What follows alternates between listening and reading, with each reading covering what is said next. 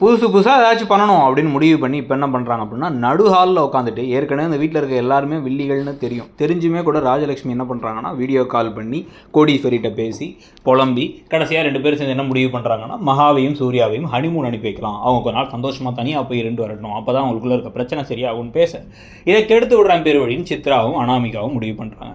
இதுக்கப்புறம் அனாமிகா அந்த கடுப்போட யார்கிட்டயோ ஃபோன் பேசிகிட்டு இருக்காங்க, அவங்க அம்மாட்ட தான் போல ஃபோன் பேசிகிட்டு இருக்கும்பொழுது அங்கே வந்து விஜயப்பாவை தேடி அழகி உள்ள வர அவங்க தெரியாமல் கைப்பட்டு ஒரு கண்ணாடி ஜாமான் கீழே உணர்ந்து உடைய இவங்க வந்து என்ன அப்பாங்கிற உனக்குலாம் எவ்வளோ நெஞ்செழுத்தம் ஆகிடுச்சு, உன்னெல்லாம் சும்மா விடக்கூடாதுன்னு பலாரும் அடிக்க வர இவர் கையை பிடிச்சிட்டார். கையை பிடிச்சி அவர் வந்து இந்த மாதிரி அடிக்கக்கூடாது குழந்தைன்னு சொல்லிக்கிட்டு இருக்கும் பொழுதே வந்து நீங்கள் ஓவர இடம் கொடுக்காதீங்க, இவ்வளோ மூலம் அனுப்பிவிடுறதுக்கான வழியை பாருங்கன்னா அந்த குழந்தை பயந்து அழ ஆரம்பிச்சிருச்சு.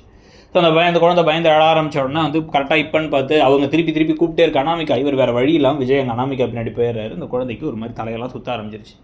இப்போ தான் வந்து அது ஏற்கனவே ப்ரோமோவில் வந்த மாதிரி சூர்யா வீடெல்லாம் புகமண்டலமாக வந்து ஒரு பூஜை பண்ணி தயவு செஞ்சு ஒரு குடும்பஸ்தனுக்கு 1000 பிரச்சனை எல்லா பக்கமும் அடிக்கிறாங்க, தயவு செஞ்சு என்னையும் மகாவையும் சேர்த்து வைங்கன்னு சாமி கும்பிட்டுருக்காரு காதில் பூவோட.